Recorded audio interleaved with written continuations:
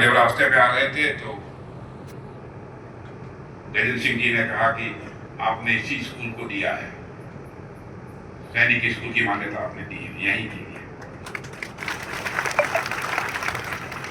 तो मैंने कहा कि हमको तो कहीं पर भी महाराजा दश सिंह जी का आदेश हो जाता है और हमारे छोटे भाई की तरह जतिन सिंह जी हैं, वो यदि कुछ कह देते हैं तो मैं फिर इधर उधर मैं नहीं देखता हूँ, मान लेता हूँ।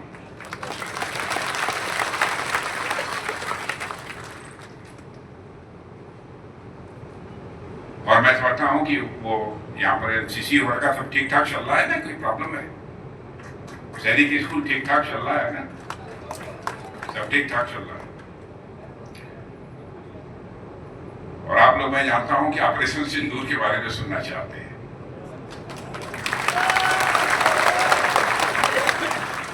मुझे किसी ने बताया कि साहब और कुछ नहीं, ऑपरेशन सिंदूर के बारे में सुनना चाहते हैं। ऑपरेशन सिंदूर तो हो गया।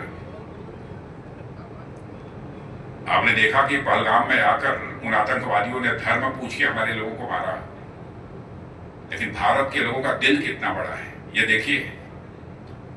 हमारे सेना के जवानों ने भी उनको मारा तो धर्म पूछ कर नहीं मारा, उनका कर्म देख कर मारा। यह है भारत और दुनिया के लोग देखना। हमने वहां किसी सिविलियन इस्टेब्लिशमेंट के ऊपर कोई आक्रमण नहीं किया। जहां पर आम नागरिक पाकिस्तान के थे वहां पर आक्रमण हम लोगों ने नहीं किया। हम लोगों ने जहां पर मिलिट्री इस्टेब्लिशमेंट था वहां पर आक्रमण नहीं किया। जो आतंकवादियों के केंद्र थे वहीं पर हम लोगों ने आक्रमण किया,